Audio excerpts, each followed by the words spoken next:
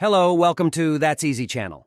I've got another tutorial video for you, but before we dive into it, please make sure to subscribe so you won't miss any new tutorials and you'll help the channel grow.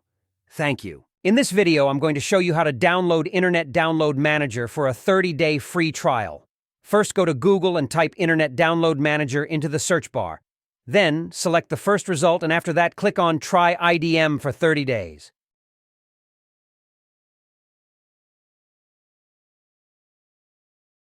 Once it's downloaded, start the installation. First, you gotta choose the language. After that, just click Next.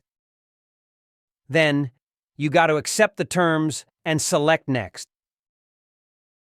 In the next window, you'll be able to change the destination of the files that are being installed.